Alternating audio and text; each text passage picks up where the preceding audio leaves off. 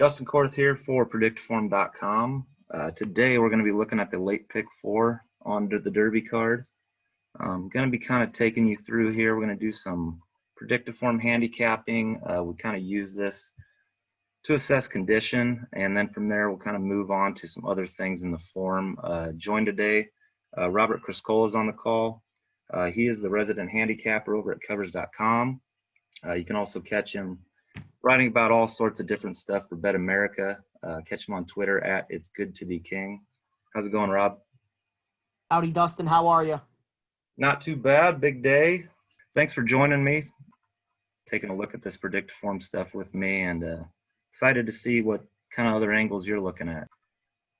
Dive right in, I suppose. I got a nice little pick 4 ticket here. I'm looking forward towards discussing it. This is the day that it can hit big too. A lot of people only bet one day a year, and this is it. Yeah, you bet. Diving right in then, race 11. I'm going to be going a mile on the turf here, older fillies and mares. Kind of show you here, first thing we got is value plays. This is sort of it's a computer algorithm, and what they do is they put together these play types and using the figures, and they kind of smash a value right up against them. As you can see, the top contender here, they like Juliet Foxtrot, not necessarily their bet. They actually have a fringe contender as a top value, and that's mostly going off of, best investment. For example, we've got analyze race. Say they both went off at 5-1. Now the computer likes Juliet Foxtrot. So as you can see, it changes with value. Kind of cool. But what I like to stick to is the advanced figures. Who did you end up on this race? All right. Well, I thought it was interesting that the computer thought that the 4 newspaper of record was too slow to win this race, quote unquote. Certainly the Buyer speed figures and the Briz figures as well suggest otherwise. She's 2 for 2 this year. Remarkable comeback, quite frankly, considering it looked like she lost it completely at age 3. But big speed figures over our last 2 races for sure, and beat Bo Recall was also in this race pretty handily last time, albeit she set a very slow tempo in the Just the Game. So I do think she's vulnerable, and I certainly don't think she's the value of the race at 4-5 either. So in my pick 4 ticket, I'm also, in addition to newspaper of record, going to throw in the 2 Daddy is a Legend and the 3 Juliet Foxtrot, 6-1 and 5-1, respectively. I'll start by talking about the 2. I tossed her last race completely. It was run over a soft course. You go back and look a little further. The last time she was on a soft turf course, you have to go back 2 years, and she ran a distant third behind Rushing Fall in the Lake Placid at Saratoga. And even before that, digging a little deeper beyond what is shown here in the Briz sheets, Yielding Turf in the Appalachian ran 4th, an 8-1. Again, behind Rushing Fall, just keeps managing to run into that horse. Not the case today. 2 back, really solid effort in the Matriarch, running 3/4 of a length behind Got Stormy. Closed into a pretty fast pace, but still closed nonetheless. 2 good efforts over this course before. I just think she's a horse you definitely have to throw in a Florent Giroux getting aboard. And then want to mention quickly the 3 Juliet Foxtrot. Jenny Wiley, the grade 1 she ran in last time, was loaded. Rushing Fall in that race, Joey Olympica as well. She did very well to be 3rd. She ran her race, 101 Buyer figure there. Gaffleone gets aboard here. I know she's been a little camera shy lately, but I just think if she runs her race, she is going to be right there at the finish. So 2, 3, 4 for me to start the pick 4 in race 11. Cool, I like it. Juliet Foxtrot, just from a final figure perspective, so many 80s here. None of the field is consistently that good, really. La Signari, I don't know what you thought about this one, but talking turf spreads, you can take the final figure here, and we like to subtract the 4 furlong figure from it. That's called a turf spread. So you can see over these last 3 races, we've got a 12 into a 15 into a 17. Those are the type of incremental patterns of a runner that's really starting to run later and later. So I like this right here. This looks good. It's a competitive figure and a defined pattern. 7's probably one that I would be throwing in. Yeah, I would say, Dustin, she's not impossible. It depends. I think her chances of winning depend on how much the 1, she's on the warpath, and the 5, harmless, force the issue with the 4, newspaper of record early, La Signare. Definitely one that likes to come from off the pace. Hmm.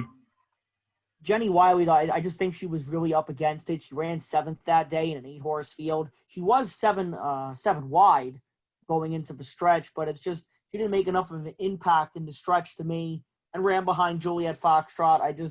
She's not a horse that I would use, but I understand why people like her. Sure, sure. And it's all value based too. Absolutely. We'll see what she goes off at. So I do like that one, and of course the 3. So those would be my main ones. The 4 just a bit slow on our end. Seems to like to take advantage of being given the lead, to be honest. At 4 to 5, yeah, I don't think it's one that we could recommend just from the sheets here. Yeah, I can see that on the speed figs. Yeah, it's definitely like she was handed the lead last time for sure. Much to my annoyance, I had bet Bo Recall that day. Yeah. So 2, 3, 4 for Rob, and I will be throwing 3, 7 in there. All right, you got it. All right, so we're on to race 12. We get to sprint on the dirt now, older fillies and mares. Is this a rematch of Serengeti Empress and Bellafina and no one else matters, or what do you got? I would go a little deeper than that. I do respect Serengeti Empress. 2 for 4 on the course. Big win in the ballerina last time, but it was on the cutback. Might be one of those situations where that was her peak race, and then now maybe she takes a step back. From a value perspective, I don't think the 8 is a great bet in this race. The 9, Bellafina, 0 for 2 with Churchill, but she does have some good efforts at 7 furlongs in the past, and she was right there, just a length behind Serengeti Empress last time, was cutting into the margin late. Jockey switched to Mike Smith here. I definitely think she's a legitimate contender as well. 2 additional horses I'm going to throw in, starting with the 10, Cece, cutting back here after she was beaten 5 lengths in the mile and a 16th Clementel Hirsch. I think the cutback is going to help her immensely as she tries to get back to her form from earlier in the year, where she won 3 straight, including a victory in the Apple Blossom Grade 1 at Oaklawn. The 4th and final horse I'll throw in my pick 4 ticket is going to be the 1, Mia Mischief. 5 for 9 lifetime at Churchill with 3 additional in the money finishes. Has a couple of wins at the 7 furlong distance, albeit not last time in the Madison, but she ran into Guarana that day. Before her upset loss in the winning color, she had won 3 straight races, 2 of them in stakes, and 1 of them over this course. So I think Mia Mischief's a legit contender. The speed figures are right there. Good connections, too, with Santana riding for Asmussen. So 1, 8, 9, 10 for me in the pick 4 with race 12. Dustin? Sounds good. When I went through this race, what I started to notice is a lot of compression lately from these horses. Most dirt runners are going to run a higher 4 furlong figure than they are a final figure. Dirt is just a race of deceleration. That's how it is. Mia Mischief really compressed here. 2 is very compressed. 3 is very compressed. Moved off the new pace top, distributed energy. The 4 actually comes off a reversal. The first time she's ever started kind of aiming to distribute her energy later over the race. So you can see there's just a lot of these. They're very looking to run in the stretch. And then we get, here's another one that's very compressed. And we get down to the 8 and the 9, and they're fast. It looks like they're the 2 speeds, and the field's going to kind of let them run, I think, here. And the one thing here, a new pace top. That is probably our most powerful dirt pattern. 70% of runners move forward off of it. We actually picked this horse to win last time due to turnback figures, we call them. So this horse was routing, and we used the 84 and the 80.7 here, called this a final figure for a switch to a sprint, produced a win. So here's the thing, new pace stop moves a runner forward about 70% of the time. What happens to the other 30%? Well, the other 30%, this is a bit too much of a positive move. There's such thing as too much conditioning, and they can actually regress off of it. These are two big races in a row. 90, that's a really big figure. I think this is hard to sustain. I actually think Serengeti and Empress will regress off of this positive pattern, and I think Bellafina is probably the one to beat. Often known as really a horse that can't run out of California. If you go through some of these non-California races, this was a big improvement. This 77 here. I think she's fit. I think she's ready to run outside of California. 9's going to be my pick. I think the 8 goes backwards here. 13th, back on the turf. $1 million up. We have a couple patterns here. We got a plow and a TDL. The plow is just it's a pace low. It's a nice sort of indicator when a horse runs their lowest pace line. Usually means there's someone to look forward to in the future.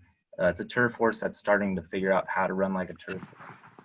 It's not necessarily like a next out winner, but it's a future indicator of success. And then this TDL pattern is kind of a subset of the plow, much more stronger for like a next out sort of something to watch. So Mr. Dumas, I see right away. We'll have to take a look at him on the advanced figures. Anytime you see a TDL, you kind of want to investigate and see what happened. So who did you think, Rob? Well, the better question might be who don't I like in this race. I'm going to wind up going all for the purposes of the pick 4. I'll just briefly touch on every horse here, starting with the 1 Factorvis. Winner of 4 in a row, likes to be towards the front, gets the rail draw, bridge Mahan up. I think you got to like him. Maybe he's not an overwhelming favorite by any stretch of the imagination, but definitely one you'll want to use. The 2 Bowie's Hero kind of frustrates me, honestly, but on his best day, I know he can win. His last effort at 1 1/8 was a little dull, but before that, he was a winner of the Eddie Reed last July. Then I look at the 3 Rock Emperor, who's got that pace low thing going here, and it looks like he is knocking on the door with runner-up efforts in his last 2 starts, albeit one of them was if you ask me, a nonsense DQ, but nevertheless, that's what the stewards decided. The 4 Digital Age, stepping up in class for Chad Brown. Won here in his only start, the American Turf last May. So you got to respect him. The 5 I wasn't crazy about, but honestly, he was the only horse that I was going to leave out. That's the Don't Blame Rocket at 15-1. So I just threw him in because I don't like leaving one horse out.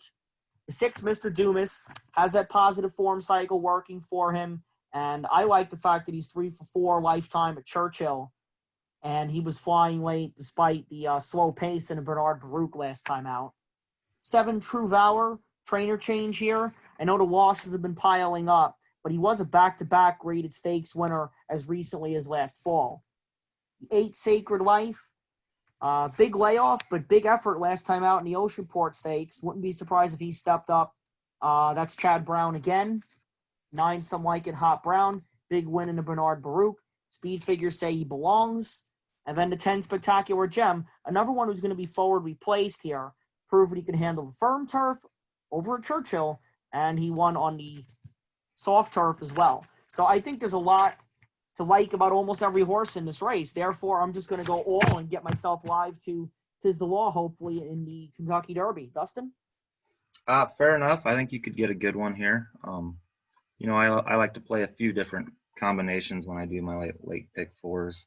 I might have an all-in-one ticket in this race, and I might go deeper in another race and single this one down. Like I said, really going to be Mr. Dumas for me off that TDL. Even if you just kind of look through this here, that Rock Emperor you're talking about, the only thing that concerns me with this plow is he actually debuted with about a similar number, but ran 10 points faster. So it's good starting for him, but he didn't really finish. He actually regressed over a year. So maybe not big on that one. Here you have an example of a plow here, and then all of a sudden, it's not a next out thing, but all of a sudden he's in much better form and ends up winning. And of course, that's why I'm on this TDL. You do see True Valor. He said his TDL, he was a next out winner. You see Sacred Life with a plow pattern was a next out winner. And you see Spectacular Gem, when he hit his plow, next out winner. Very interesting. Yeah, so for me, it's all about this 6 and following this pattern. Yeah, so with Rock Emperor, going back to that pattern, I mean, his stateside debut, he was way back. The pace was legitimate, not fast, but legitimate. And then he just kicked it into high gear late. I mean, he was really flying. If he had another few steps, he probably would have won that Grade 1 Belmont Derby. Last time out, it's kind of like almost he was taken out of his element a little bit, or they wanted to put him more forward. But either way, the Manhattan was a crawl early if you look at the just the raw times there. Yep. And he still had some punch late. But, when a horse like that, who typically likes to come from way out of it, is now all of a sudden up front, sometimes they react the complete wrong way, and they just go backwards. They just quit. They were just taken out of their element. But not him. So he's a very honest horse, and he's definitely one you got to watch out for. Looks like Chad Brown's best shot to win this race of the 3 he's got. Yeah, I think that's a fair argument. Just completely different pace scenarios. So, when they run that slow pace too, everyone's loaded. So, applause to him for holding on there. Yeah, absolutely. I mean, everyone's loaded. So it's like, even though they kick fast for home, it's like there's no separation. Or not as much separation as there would be if there was an ordinary pace. You don't get that flying acceleration late that you usually see. So, okay, I think we're good there. Well, I think I know what you're going to do with this one. Here's the Dustin, so just tell everyone what you're using into pick 4 for race 13 for sure. I will have one ticket with the 6 singled, and I will probably have another ticket kind of along your lines, going very deep. Got it. Yeah. I'm gonna go all in my pick 4, and I'm probably gonna have a win bet on Mr. Dumas. Yeah, perfect. All right, race 14 is the first Kentucky Derby to run in September, I believe. Yeah, absolutely. I mean, last time it wasn't the first Saturday in May. You got to go back to 1945, and they still ran the race in June. Yeah, crazy. So 3-year-olds usually ready to break out the first weekend in May. Now they got all summer to kind of form out. Could be a heck of a race, but we do have one big standout. Can you see any scenario besides 'Tis the Law here? Listen, anything could happen in a horse race. God forbid he could get stuck in the gate, or the story about Spectacular Ben in the Belmont Stakes. He stepped on a tack or something in the paddock, and he went out to the track and he wasn't right, and he finished 4th. Like, that horse Coastal was probably going to beat him that day anyway, or so the stories go. But yeah, seriously, anything can happen in a horse race, and mainly it's the break. So, but hopefully with that brand spanking new starting gate they got at Churchill, that shouldn't be a problem. And other than that, 'Tis the Law is kind of a horse. Like, he doesn't go to the lead, but he does make his own luck by being very handy. He'll be towards the front. He can lay back just a little bit, but he's usually never further than 3 lengths behind the leader.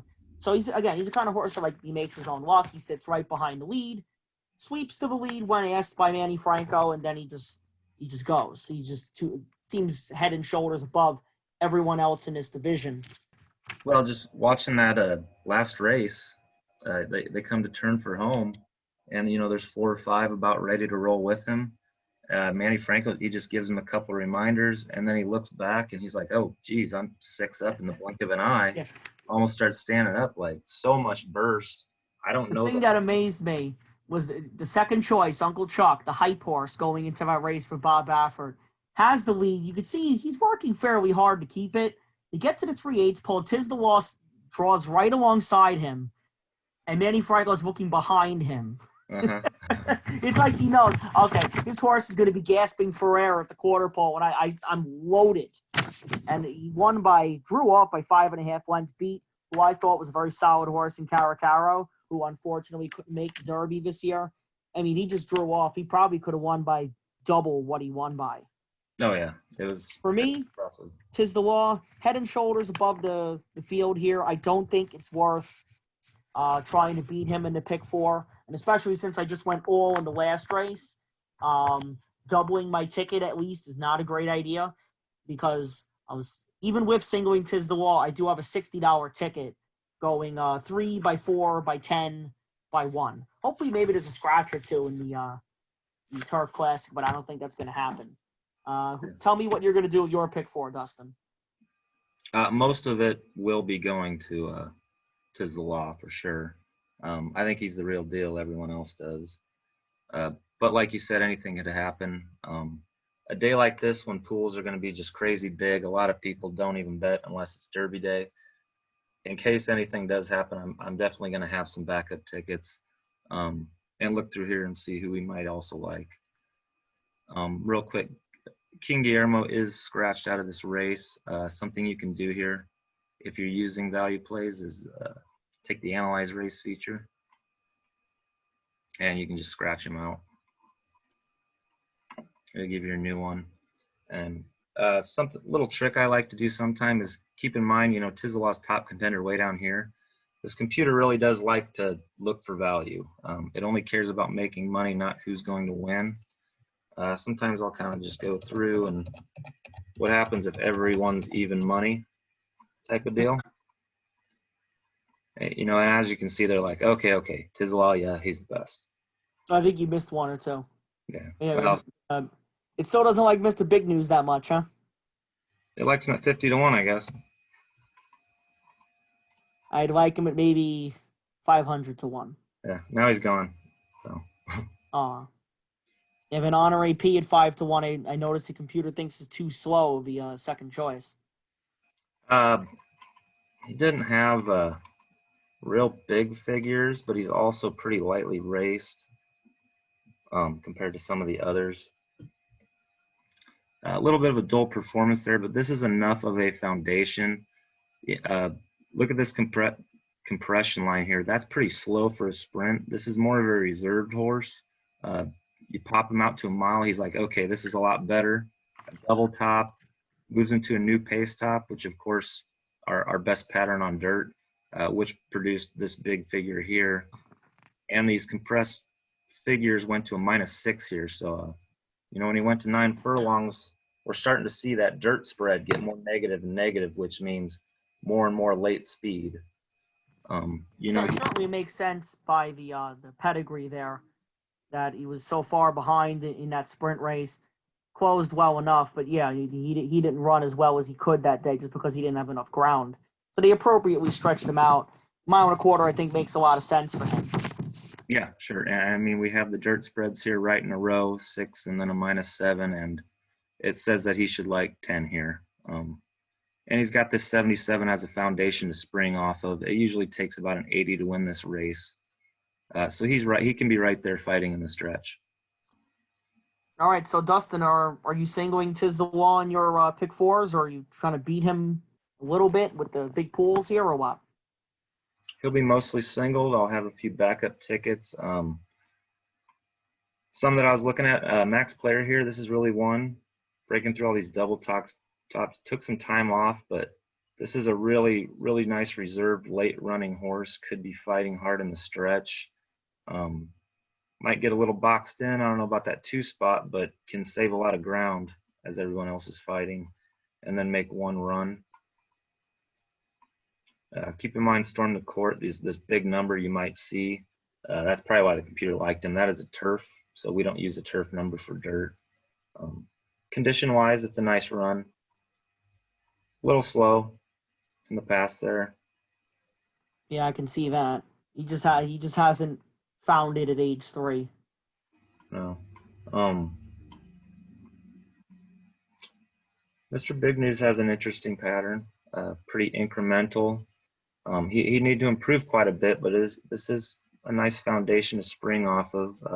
Second off an NPT after a small improvement. Don't mind this one, for the super. Could get there. I could understand it. Maybe the stretch out will help him. Mm-hmm. 1,000 words was an interesting one. Looking really good. Compression into a new pace top into a reversal. This is really solid development, and then just kind of lost his mind there for a little bit. During this little period, I was sort of thinking, this horse is gonna be a really good gelding when he gets back to the races. But no, Baffert got him right back in, and here he is. He must have something in the tank if they wanted to get him back to the Derby. Or maybe he just got brave on the lead once they sent him there last time out. Too slow a little bit. I think he could have developed into a contender here, but I just don't like that null. It's like he's recovering here yet, maybe needs a couple. Could be a good run in the future.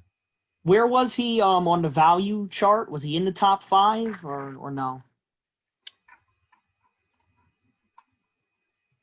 Where did the computer put him? He is 6th from the bottom. Very slow. Excuse me, 5th from the bottom. Yep, too slow. They're not big on him. Sol Volante looked like one that was really going to be a contender, and then kind of fell off here. I wonder if you're getting pretty good odds here. This new pace top, when runners move forward 70% of the time, when they don't, what I see a lot of the times is it's a bit too much of a conditioning move. A lot of times they'll take one off and they'll actually spike real big the second off. This one that was considered a contender in May is now double digits. Might have some value to see Sol Volante run back. Or do you think he's done? What do you think? I'm going to have him underneath for $1. And honestly, part of the reason is I was born on December 2nd, 12-2. If the horse has even half a decent chance, I box 212 for $1 because one of these days it will come out and I'll have it. You got to use any angle you can get. Fair enough. Yeah, no, I'm usually not someone who bets by number. I do that for the Derby and only the Derby. He's not usually the kind of horse I bet off a total clunker. Maybe he just didn't like Belmont. The horses coming into this race aren't bad, but they're on turf, which is kind of peculiar. Mm-hmm. Attachment rate ran a big race behind Art Collector last out. And that was one that we had thought had a really nice foundation, could move forward, and really did in that race. Second to Art Collector was probably going to be his second choice in this Derby had he not scratched out. Absolutely. So another big odds one that is maybe, 81. I think Tiz was maybe the only other horse running that type of number. May want to look at 13 underneath.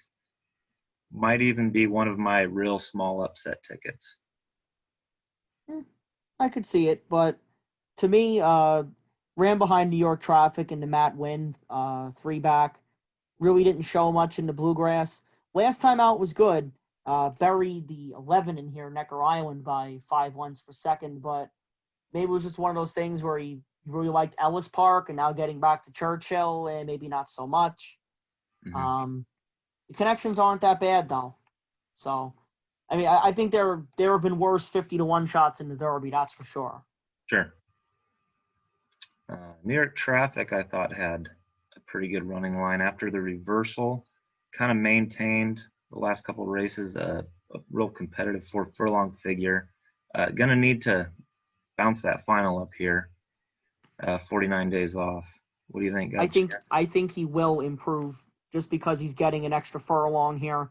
Nearly caught Authentic in the Haskell. If he did, he definitely wouldn't have been 20-1 and Authentic 8-1. It would have been much closer, probably maybe 2 like 12-1 shots, that type of deal. But instead, now you got New York Traffic sitting at 20-1. I don't know if he's going to hold at those odds, but I definitely think if I could only pick one horse for place, it would be him. Cool. Yeah, I like it. You look at his dirt spread, you're going -8 to about -5 and another -5. So he's not distributing where he's stretching out later, but he is sustaining forward velocity. So he could be prominently placed. I don't know if he'll have enough in the stretch, but I can definitely see him hit the board on this type of running line. And of course, 'tis the law. You can actually go to data and use horse search to look at any other past horses. I looked at all the past Derby winners, very similar. You wouldn't think so, but they're not horses that run really, really fast 4 furlong figures. They only run as fast as they need to, kind of like Tiz. You got a soft win here. Last time out, a big -13. He just went with the flow and then burst. He was gone. To be honest, he looks like a lot of the past winners, even just on the sheets. So nothing to knock in this running line that I can find. It's very interesting, and definitely the figures are very high on him. Mm-hmm. Yeah, 80's no problem there. Authentic, drawn all the way to the outside. Did you mention him? What did you think of him? He's not a horse I'm in love with. I mean, 4 for 5, sure. I could see why people are going to be signing up on him. Bob Baffert, it's John Velasquez, Bullet Work, won the Haskell. Can't take that away from him. But I think being by Into Mischief and the fact that he was like throwing out the anchor in the stretch makes me think he is not going to get the 1.25 miles. The post really didn't do him any favors. I mean, I guess it's better than the rail, but for a speed horse to be drawn out that wide, he's going to have to work to clear Tiz the Law, Honor AP, both have tactical speed. New York Traffic's got some tactical speed. So he's really going to have to work if he wants to lead in here. Other horses that like to go to the front, 1,000 Words will be going to the front. I wonder what the instructions are going to be on the 2 Baffert colts there. Yeah, sure. I find it, I thought it was interesting. It says it was a soft victory for him in the Haskell. I mean, maybe he didn't have to do that much running early, and it looked like he was gone in the stretch, but he was all out to win. Yeah, he was all out. Yeah, and that's concerning. Yeah, but so sometimes I guess you got to take something like soft with maybe a grain of salt. You just got to watch the replay and figure out why it was soft. Because at a glance, it's like, well, that wasn't soft. He was all out. But he had things all his own way up front. So I think that it's an even bigger argument against him. Mm-hmm. Yeah. New York Traffic was coming for him. And New York Traffic, with that speed, had a better late pace. If you remember, we were looking at him with kind of a -5, -6 type of area. This one's a little more compressed. He's kind of holding on to the speed more than he is really stretching it out. So, New York Traffic does look better on paper here and was coming for him in real life there in that last race. So, I probably could not recommend Authentic, especially at 8-1 or whatever he is. Yeah, 8-1, third choice. What does the computer think about the 7 money moves? He's the only horse that I like we haven't really touched on. Money moves? Bit of a tough one because he's so lightly raced, but double top, that next out regression angle, that's really not like a definitely next out. That means he probably is going to need some rest before he can run well again. So that's why you gave him the 4 months, and maybe Pletcher subscribes to this. Yep. So you see a double top if you've got, say, like 60 days or more off. You don't have to worry about it too much. The horse should be healed up. And then, of course, he runs a reversal right out of the gate, which just means more reserved and then ran on late.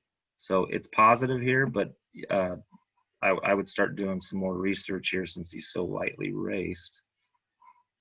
Yeah, I mean, for a horse that's that lightly raced, the speed figures aren't, the computer figures, that is, in Predicteform, aren't that far off. The speed figures, the more traditional speed figures, Brisnet, DRF, they like him quite a bit as well.